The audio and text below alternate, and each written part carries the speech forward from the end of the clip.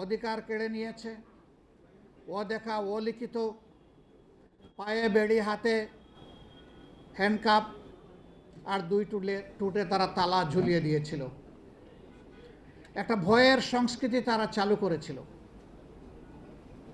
মানুষ কথা বলতে চতুর্দিকে একবার তাকায় নিত, আমার কথা কে শুনছে, পরবর্তী কনসিকুয়েন্স আমার কি হতে পারে, এগুলা চিন্তা করে মানুষ তার মনের কথা মুখে প্রকাশ করতে ভয় পেত, প্রকাশ করত না। যারা দুই একজন সাহস করে প্রকাশ করতেন তাদের পরিণতি কি হয়েছে আমরা সেটা দেখেছি। কিন্তু আলহামদুলিল্লাহ শেষ পর্যন্ত অনেক জীবন, অনেক রক্ত, অনেক ত্যাগ তিতিক্ষার মধ্য দিয়ে গত মাসের 5 তারিখ এই জাতির বুকের উপর থেকে একটি ভারী পাথর আল্লাহ তাআলা সরিয়ে দিয়েছেন। মহান রবের দরবারে শুকরিয়া আদায় করি, আলহামদুলিল্লাহ রাব্বিল আলামিন। আমি একজন রাজনৈতিক কর্মী হিসাবে আমার লজ্জা হয় যে কোনো রাজনীতিবিদ, কোনো নেতা নেত্রী পালিয়ে গিয়েছেন, এই শব্দটা ব্যবহার করতে আমার লজ্জা হয়। ওই ঘটনার পরপরই আমি বলেছিলাম যে আত্মহত্যা ভয়ঙ্কর পাপ, মহাপাপ, গুনাহ কবিরা।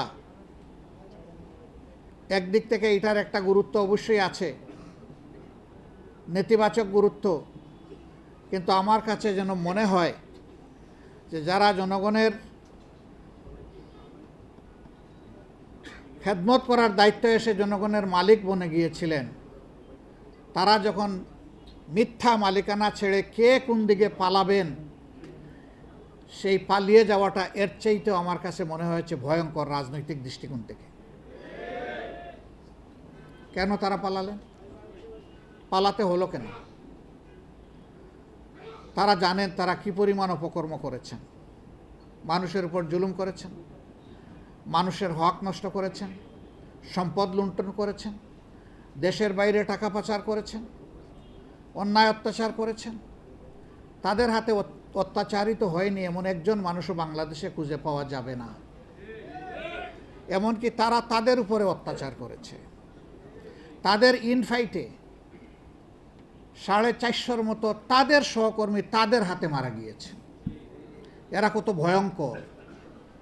যারা নিজেদের কর্মী, একই প্লেটে যারা একসাথে ভাত খায় ভাগাভাগি করে, সেই লোকগুলা তার আপন কর্মীকে হত্যা করতে যাদের দ্বিধাবোধ হয় না, জনগণের বুকে ছুরি কিংবা গুলি চালাতে তাদের দ্বিধাবোধ হওয়ার কথা নয়। আল্লাহ তাআলার শেষ মেহেরবানি, সেই 2009 সালের 10 জানুয়ারি থেকে শুরু করে 2024 সালের 4 আগস্ট পর্যন্ত স্বৈরাচারের বিরুদ্ধে আন্দোলন করতে গিয়ে অনেকেই তাদের মূল্যবান জীবন আল্লাহ তাআলাকে উপহার দিয়েছে। জাতি তাদের কাছে ঋণী। আল্লাহ তাআলার দরবারে দোয়া করি, যারা ঈমান নিয়ে নির্যাতিত হয়ে এভাবে দুনিয়া থেকে বিদায় নিয়েছেন, আল্লাহ রাব্বুল আলামিন তাদের সকলকে শাহাদাতের উত্তম মর্যাদা দান করুন। বিশেষ করে ধারাবাহিক এই আন্দোলনের শেষ পর্বে এসে কোটা সংস্কারের দাবিতে যে আন্দোলন গড়ে উঠেছিল, বৈষম্য বিরোধী যে আন্দোলন দানা বেঁধে উঠেছিল, এই আন্দোলনকে দমাতে গিয়ে গায়ের জোরে অতীতের মতো দানবীয় রূপে নিজ দেশের জনগণের অর্থে কেনা অস্ত্র আর বুলেট নিজ দেশের জনগণের উপর যারা ছুঁড়ে মেরেছিল, এই বুলেটে জাজরা হয়ে দুনিয়া থেকে যারা বিদায় নিয়েছেন, আমাদের প্রিয় জাতি তাদের কাছে চিরদিন ঋণী থাকবে। তাদের এই ঋণ পরিশোধ করার কোনো শক্তি আমাদের নেই। আল্লাহ তাআলার দরবারে দোয়া করি, আল্লাহ তাদেরকে শহীদের বিশেষ মর্যাদা দান করুন এবং তাদের আপনজনদেরকে আল্লাহ তাআলা উত্তম ধৈর্য ধরার তৌফিক দান করুন। এই হাজারো শহীদের পাশাপাশি লাখো লাখো তরুণ ছাত্র জনতা, আপামর মানুষ, 1.5 মাসের শিশু থেকে 90 বছরের বৃদ্ধ পর্যন্ত রাস্তায় নেমে যারা স্বৈরাচারের বিরুদ্ধে লড়াই করেছেন, আমি তাদের প্রতি গভীর কৃতজ্ঞতা জ্ঞাপন করছি। তারাও আমাদের জাতীয় বীর, শহীদরা আমাদের জাতীয় বীর, তারাও আমাদের জাতীয় বীর। তাদের কারণেই আজকে আমাদের এই সমাবেশ সম্ভব হচ্ছে। আমি আরেকবার আল্লাহর দরবারে শুকরিয়া আদায় করি এবং তাদের প্রতি কৃতজ্ঞতা আদায় করি। সম্মানিত ভাই ও বোনেরা, আমাকে সাংবাদিক বন্ধুগণ কখনো কখনো প্রশ্ন করেছেন, এই আন্দোলনে আপনাদের অংশগ্রহণ ছিল, আমরা জানি। আপনাদের দলের কি পরিমাণ লোক শহীদ হয়েছেন? আমি তাদেরকে বলেছি, মাফ করবেন, এ প্রশ্নের জবাব সোজাসাপটা আমার কাছে নেই। যারাই শহীদ হয়েছেন তারাই আমার, তারাই আমাদের, তারাই গোটা জাতির। আমরা শহীদদেরকে কোনো দলীয় সম্পত্তি বানাতে চাই না। শহীদরা গোটা জাতির সম্পদ এবং তারা জাতীয় বীর, এই মর্যাদাই তাদেরকে দেখতে চাই। এখানে দাঁড়িয়ে আমার একজন আইনজীবী বন্ধু, তিনি শহীদদের জন্য, শহীদ পরিবারের জন্য সরকারের কাছে একটি কম্পেনসেশন দাবি করেছেন, আহতদের জন্য একটা দাবি করেছেন। আমি বলবো, শহীদদেরকে টাকা দিয়ে মাপা যাবে না। শহীদদের প্রতি ফোঁটা রক্তের দাম অকল্পনীয়। এই রক্তই এই দেশের মাটিকে পরিচ্ছন্ন করে দিয়েছে। হ্যাঁ, তারপরেও যে পরিবারের একমাত্র সন্তান শহীদ হয়ে গেল, সেই পরিবারের প্রতি সরকার এবং সমাজকে মানবিক দায়িত্ব পালন করতে হবে। এটা তাদের প্রতি কোনো দয়া নয়, সহানুভূতি নয়, এটি আমাদের জাতীয় দায়িত্ব এবং এটা হতে হবে সম্মানজনক। সম্মানের সাথে এই পরিবার যাতে বসবাস করতে পারে, এরকম করেই তাদেরকে অবশ্যই সহযোগিতা করতে হবে। আমার কাছে উত্তম মনে হয় ওই রকম অনুগ্রহ আর দয়ার ভাব না দেখিয়ে প্রত্যেকটি পরিবার থেকে যারা কর্মক্ষম রয়েছেন তাদের যোগ্যতা মাফিক তাদেরকে সরকারি চাকরি হাতে তুলে দিতে হবে। তাহলে এই পরিবার কারো কাছে হাত পাতার তার প্রয়োজন হবে না, তারা সম্মানিত বোধ করবে এবং এটি রাষ্ট্রীয় দায়িত্ব। আজকে যারা উপদেষ্টা পরিষদে এসেছেন, এক ভাই বলেছে যারা বসেছেন, না তারা বসেনি, আমরা বসিয়ে দিয়েছি। গোটা জাতি তাদেরকে বসিয়ে দিয়েছে। কাউকে না কাউকে প্লেনের ককপিটে বসতে হবে প্যাসেঞ্জারকে ডেস্টিনেশনে নিয়ে যাওয়ার জন্যে, এবং যারা বসবেন তাদের নো হাউ থাকতে হবে। তারা জানবেন যে কী বিষয় নিয়ে তারা বসেছেন, কি তাদের দায়িত্ব। আমরা তাদের উপর আস্থা রাখার পক্ষে। আমরা দেখতে চাই তারা সফল হবেন। তারা সফল হলে বিপ্লব সফল হবে। তারা ভুল করলে, বিপ্লব ব্যর্থ হলে দায় তাদের উপরে অবশ্যই বর্তাবে। তারা ব্যর্থ হন, আমরা এটা চাই না। এই জন্য জনগণের পক্ষ থেকে আমরা তাদেরকে অর্থবহ সহযোগিতা করতে চাই। শুধু বলবো, বিপ্লবের সেন্টিমেন্টটা বুঝে আপনারা যেন চলেন।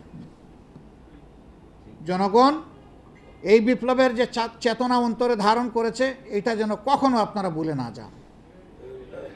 এখানে কারো খেয়ালখুশি ব্যক্তিগত ইচ্ছা মতো চলার, বাস্তবায়ন করার কোনো সুযোগ নেই। ইতিমধ্যে বিভিন্ন জায়গায় পুনর্বিন্যাস করা হয়েছে, কিছু সংস্কার আনা হয়েছে এবং ব্যাপক অসন্তোষ কোনো কোনো ক্ষেত্রে দেখা দিয়েছে। কেন এটি হবে? এই ব্যাপারে যথেষ্ট সতর্কতা অবলম্বন করা উচিত।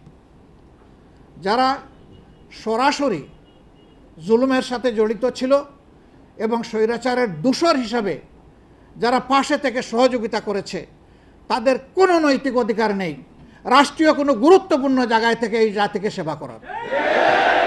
তারা এই নৈতিক অধিকার হারিয়েছেন, তাদের অপকর্মের কারণেই হারিয়েছেন। বরঞ্চ তাদের অপকর্মকে চিহ্নিত করে তাদের বিরুদ্ধে অভিযোগ দায়ের করে তাদেরকে আইনের আওতায় আনতে হবে। যদি একরকমটি করা হয়, আগামীতে কোনো সরকার স্বৈরাচারী হতে পারবে না, আর স্বৈরাচারের দূষর হওয়ার দুঃসাহস কেউ দেখাবে না। সংগ্রামী ভাই বোনেরা, আপনারা যোদ্ধা। বলা হয় যে আইনি লড়াই, লড়াই কে করে? যে যোদ্ধা সেই তো লড়াই করে। এই যুদ্ধের ব্যাপারে আল্লাহ তাআলার ফায়সালা কি? আউযু বিল্লাহি মিনাশ শাইতানির রাজিম। আল্লাহু ইয়া'মুরুকুম বিল আদলি ওয়াল ইহসান। আল্লাহ তাআলা হুকুম করছেন, নির্দেশ দিচ্ছেন, তোমরা যেন সমাজে ন্যায় বিচার এবং সম্প্রীতি স্থাপন করো। ন্যায় বিচারটা আগে এসেছে, ইহসানটা পরে এসেছে। ইহসান কারো দাবি নয়, কারো অধিকার নয়। ইহসান কাউকে অতিরিক্ত ভালোবাসা অথবা তার কল্যাণ কামনা করা। কিন্তু ন্যায় বিচার এটা আমার প্রাপ্য। এই যে গণহত্যা হয়ে গেল, এই গণহত্যাকারী যারা, এর মাস্টার মাইন্ড যারা, সুপ্রিম কমান্ড রেসপন্সিবিলিটি যাদের উপর পড়ে এবং যারা গণহত্যা সংগঠন করেছেন, পারপিট্রেটর হিসাবে তাদের সকলকে আইনের আওতায় আনতে হবে। আমরা আইন হাতে তুলে নেওয়ার পক্ষে নই। প্রতিহিংসার রাজনীতি আমরা চাই না, প্রতিশোধের রাজনীতিও আমরা চাই না, কিন্তু অন্যায়ের প্রতিকার আমরা চাই। সমাজে ন্যায় বিচার প্রতিষ্ঠিত হোক, তা আমরা চাই। এরা যদি রক্ষা পেয়ে যায় তাহলে আগামীতে এই রাস্তা খোলা থাকবে। আর কিছুদিন পরপরই এইরকম গণ অভ্যুত্থানের প্রয়োজন হবে। আমরা আল্লাহর কাছে দোয়া করি এটি যেন বাংলাদেশের জনগণের জন্য শেষ গণ অভ্যুত্থান হয়, আর যেন এত রক্ত ঢেলে দেওয়ার প্রয়োজন না হয়। সংগ্রামী ভাই বোনেরা, এখানে সাংবাদিক সমাজ আছে, তারাও নির্যাতিত হয়েছেন, দেশে হয়েছেন, বিদেশে হয়েছেন। বিদেশেও সন্ত্রাসী গুন্ডা লেলিয়ে দেওয়া হয়েছে। আমি স্বচক্ষে একবার এটা প্রত্যক্ষ করার সুযোগ আমার হয়েছিল। আমি ইংল্যান্ড থেকে ফিরবো হিথ্রো এয়ারপোর্টে, দুইজন মানুষ ছায়ার মতো আমার সামনে যায় একবার, পিছনে যায় একবার, ডাইনে একবার, বায়ে একবার। আমি ডাকলাম, ডাকিয়া বললাম যে আর ইউ বাংলাদেশি? বলে ইয়েস। Are you Angel? এখন থেকে হা করে আমার দিকে তাকায়। আমি বললাম আপনারা কি ফিরিস্তা? কেন এটা বলছেন? আমি বললাম তো আল্লাহ তো ফিরিস্তা লাগাই রাখছেন দুইজন, তো আপনারা কারা? একবার ডাইনে দেখি, একবার বামে দেখি, একবার সামনে দেখি, একবার পিছনে দেখি, আপনারা কারা? কিছু বলে না। আমি বললাম আপনারা কি বাংলাদেশ মিশনে এখানে আসেন? কয় জি। তা আমি বললাম যে আপনাদেরকে তাইলে আমার পিছনে লাগিয়ে দেওয়া হয়েছে নাকি? কিছু বলে না। আমি বললাম যে দেখেন, আপনাদের এই ঘোরাঘুরি আমার অপছন্দ এবং এটা অভদ্রতা। আমাকে ছেড়ে দেন, আমার পাশে ঘুরবেন না, যা পারেন ইচ্ছা করেন। আমি দেশের একজন নাগরিক। আমি আরেকটা দেশে গিয়েছি আমি ট্রাভেল করতে, সেখানে আমার সাধারণ একটা মানুষ আমি আমার পিছনে লাগাই দেওয়া হয়েছে দুইজনকে। এইভাবে দেশে কিংবা বিদেশে বাংলাদেশের কোনো মানুষ, হোক সে স্বদেশী, হোক সে প্রবাসী, হোক সে নিবাসী, সকলের শান্তি কেড়ে নেওয়া হয়েছিল। একজন সাংবাদিক বিদেশ থেকে অন্যায়ের বিরুদ্ধে প্রতিবাদ করেছেন, তার পরিবারের সদস্যকে হেনস্থা করা হয়েছে দেশের বুকে। মা বোনদেরকেও রেহাই দেওয়া হয়নি, তাদের ইজ্জত নিয়ে টানাটানি করা হয়েছে। আমরা নিন্দা জানাই। ক্ষমতায় বসা একজন বলতেন আমি মাদের কষ্ট বুঝি। তিনি বলতেন যে আমি মা হারিয়েছি, বাপ হারিয়েছি, আমি এরকম সন্তান হারা মা বাপের কষ্ট বুঝি। কিন্তু প্রমাণ তো পেলাম না। আপনি শেষ মুহূর্তেও তো লাল চোখ দিয়ে খুনেরই নির্দেশ দিয়ে গেলেন। শেষ মুহূর্ত পর্যন্ত আপনি কামড় দিয়ে চেষ্টা করলেন মানুষ খুন করে যত হাজার হোক, লাখ হোক, আপনাকেই ক্ষমতায় থাকতে হবে। কেন আপনাকেই থাকতে হবে? কেন? আপনারা বলছেন যে আমরা দেশকে উন্নয়নের রোল মডেল বানিয়েছি বিশ্বের বুকে, বিশ্ব এখন আমাদেরকে হিংসা করে আমাদের উন্নয়ন দেখে। আরও বলতেন আমরা এখন উন্নয়নের মহাসড়কে, মোটরওয়েতে আমরা উঠে গেছি। আজকে কি অবস্থা জাতির? সবগুলা ব্যাংক, আর্থিক প্রতিষ্ঠান একদম ফুকলা এবং ধ্বংস করা হয়েছে। বাঘ বাটুরা করে মা খালা ভাই বোন সবার মধ্যে বানরের পিঠা ভাগাভাগি করা হয়েছে। আজকে মাঝে মাঝেই শুনতে হয় ব্যাংকের সর্বোচ্চ গার্জিয়ান ব্যক্তিটি বলেন যে কোনো সময় কয়েকটা ব্যাংক বন্ধ হয়ে যেতে পারে। কাদের কারণে? এরা কারা? প্রত্যেকটি দেখবেন যে শাড়ির নিচে লুকানো ছিল। এদেরকে ইমিউনিটি দেওয়া হয়েছে। সবচাইতে বড় ডাকাতের ব্যাপারে কোনো তদন্ত যাতে না হয়, সুপ্রিম কোর্ট কিভাবে তার উপরে এমবার্গো দিল আমরা বুঝলাম না। তার বিরুদ্ধে কোনো তদন্ত চলবে না। এটা কি কোনো কোর্ট? এটা তো টেনিস কোর্ট নয় যে আপনি জাতিকে নিয়ে খেলবেন। এটা তো অ্যাপেক্স কোর্ট। এখানে তো আইন অনুযায়ী চলবে, কিন্তু আইনকেও দালালির চরম সীমায় নিয়ে যাওয়া হয়েছিল। এই জন্য আইন অঙ্গনে দাঁড়ায় একজন বিচারপতি বলতে পারেন যে আমরা শপথবদ্ধ রাজনীতিবিদ। আপনার যদি রাজনীতি করার ইচ্ছা থাকে তো আপনি ওই গাউনটা ছেড়ে চলে আসেন। আপনি বেঞ্চে বসেন কেন? আপনি বারে এসে বসেন।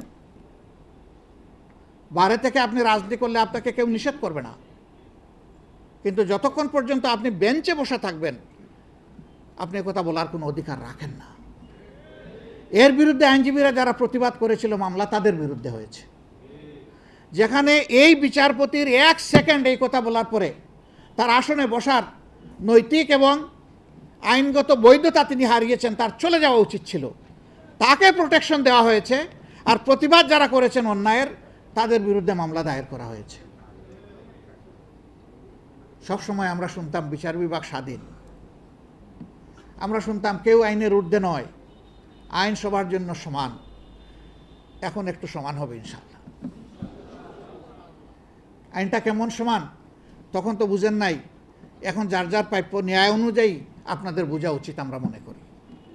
তবে হ্যাঁ, আমরা যে কোনো জুলুমের বিরুদ্ধে। মামলা যারা করবেন তাদের প্রতি আমাদের অনুরোধ, বুঝে শুনে করবেন। একটা মানুষকে অন্যায়ভাবে মামলার আসামি বানাবেন না। 100টা পাপীর সাথে একজন নিষ্পাপ মানুষকে যদি জুড়ে দেন আপনি চরম জুলুম করলেন। এই কাজ করা হোক এটা আমরা চাই না। মামলা নিয়ে কোনো অন্য কিছু করা হোক এটা আমাদের একেবারেই অপছন্দ। এই জন্যে আমরা আমাদের প্রিয় সংগঠনকে বলেছি, যদিও আমরা সবচেয়ে বেশি মজলুম, কিন্তু এই ক্ষেত্রে আমাদেরকে চরম সতর্কতার পরিচয় দিতে হবে। এক আল্লাহকে ভয় করে কোনো মানুষের হক যাতে নষ্ট না হয় সেই দিকে খেয়াল রেখে কেউ যদি মামলা করেন আমরা তাদেরকে সর্বাত্মক আইনি সহযোগিতা দেব ইনশাআল্লাহ। তাদের পাশে থাকব, তাদের পাশে থেকে সমান তালে লড়াই করব। কিন্তু আমরা যদি লক্ষ্য করি কেউ মতলব হাসিলের জন্য অন্য কিছু করছেন, আমরা তার সাথে নেই। কথা আমাদের একদম সাফসফা। সম্মানিত আইনজীবী বন্ধুগণ, ভাই ও বোনেরা, আপনারা যে জায়গাটায় বসে আছেন আপনারা আগুনের উপর দাঁড়িয়ে আছেন। নিচে আগুন, সামনে জান্নাত। আল্লাহ রাব্বুল আলামিন যাদেরকে অগ্রিম জান্নাতের সুসংবাদ দিয়েছেন, ইয়ামুত তালাকে, ময়দানে হাসরে যেদিন কোনো ছায়া থাকবে না, মানুষগুলা নিজের ঘামে ডুবতে থাকবে, সাঁতরাতে থাকবে, সেদিন 7 সম্প্রদায়ের মানুষের জন্য সুসংবাদ। এর মাঝে প্রথমেই বলা হয়েছে ন্যায়পরায়ণ বিচারক। আর বিচারের 2টি পার্ট, একটি বেঞ্চ আর একটা বার। এই 2টা মিলেই বিচার। বার ছাড়া কোনো বিচার নাই, বেঞ্চ ছাড়াও কোনো বিচার নেই। সুতরাং 2 জায়গায় আদল করতে হবে। আল্লাহ তাআলা আপনাদের যে সুযোগ দিয়েছেন এই সুযোগের সদ্ব্যবহার করতে হবে, অপব্যবহার করা যাবে না। দুনিয়ার কোনো লোভে, অর্থে